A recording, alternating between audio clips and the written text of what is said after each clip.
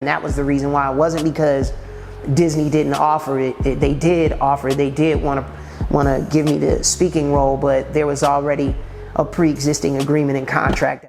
One piece that is a part of your line is Lion King. Man, the Lion King. You know what I mean? It's like it's one of them movies. Not even just animation wise. That's one of those movies that I think resonates with generations. Do you remember the first time you got a call or they told you that they wanted you to be a part of it?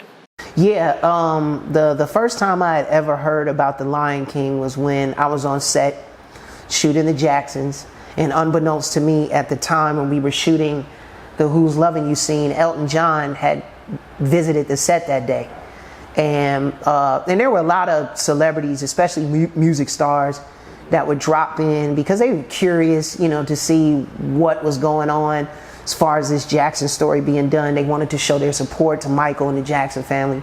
So you get a lot of those kind of, legendary, true legendary types that would flow through the set. And that particular day when we're performing Who's Loving You at the Santa Monica Civic Center, Elton John came through there, and on that particular day I had to sing the track live because we hadn't pre-recorded it yet.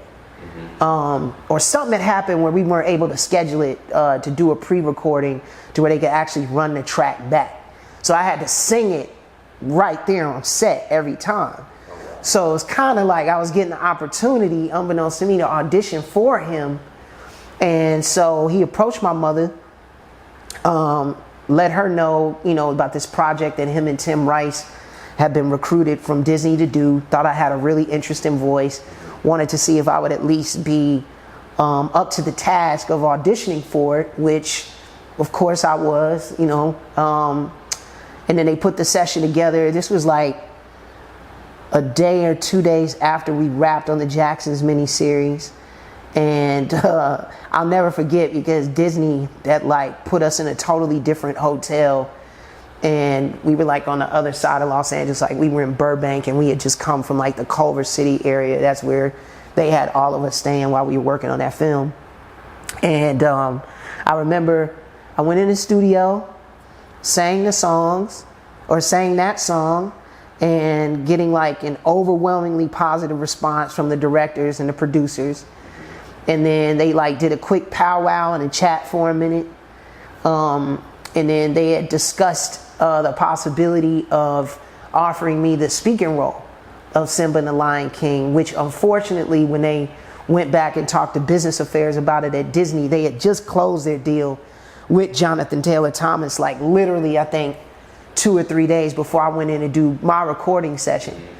So that deal was already done. So for anybody that has always wondered that, it was curious as to why that didn't happen, that was the reason why. It wasn't because Disney didn't offer it. They did offer it. They did want to give me the speaking role, but there was already a pre-existing agreement and contract that was set in stone. And when that's done and it's signed, sealed, delivered, that's it. Did it throw you off at all, or were you just appreciative? How did you? Man, I was just appreciative of the opportunity. Right. Honestly, for me to sit there and stare a gift horse in the mouth, and I'm just a kid from Chicago, I'm out of the neighborhood, in Los Angeles, singing a Disney record. You know what I mean? What song in particular for people that don't know? I Just Can't Wait to Be King and Hakuna Matata. And there was another record, they eventually, they scrapped it, but it was another record that they had called Warthog Rhapsody. That I sang as well, and that one got scrapped, but that was that was another song between Simba, Timon, and Pumbaa. But nah, it was a great experience, man. I mean, even to this day, the it's a blessing, or it's a gift that just keeps on giving, Right. They compensated me well for it. The deal that I worked out with Disney is fucking awesome. Because I definitely want to mention the movie made $968 million in 1994. So I would imagine, I would hope that they took care of you. No, they did. No, I mean, I have I have no complaints about Disney whatsoever as it relates to compensation or residual income from any of the projects that I've been directly involved with them with. Because here's the thing, and this is what people got to understand too. This quick industry shit 101. It all depends on how you negotiate your deal. People get fucked over because they allow themselves to get fucked over. Because they don't have proper representation. They don't know anything about their business. They're not reading their contracts. They're not educating themselves as to what they're getting involved in. Therefore, they don't have an understanding. And unfortunately, a lot of entertainers, and even more unfortunately, a lot of black entertainers have made that mistake, right? But fortunately for me, I was blessed to have a mother who was already involved in the entertainment industry, knew how to comprehend and break down contracts, was able to assemble a proper team around me of agents and managers and attorneys that looked out truly for my best interest, and things were negotiated properly to where, now I don't have to look back on my experience with Disney or any other project that I've done and felt like I've been slighted or shortchanged. So. Yeah, because that could have went a different way. Yeah, it could have. I mean, here's the thing. What they initially, not to get too deep into it. Right. They initially offered a flat fee that they had presented to me for an insane amount of money at that particular time. Right. So my mother said, well, if you guys are willing to offer him this insane amount of money for a flat fee where he won't receive any residual income after this, well, I wonder what the residual income would look like. Well, if you want them, we're negotiating based on those terms. And we negotiated based on those terms. And that was kind of a rarity back then. This is your mom. This is my mother. So she was the one handling business. Hell yeah. I give all the credit to my mother. Like, real talk, man. Like, I know a lot of people, unfortunately, have had like stage parents and parents that have like taken advantage of them. And not my mother. Not my mama. My mama held me down. What was her backstory? She was an actress?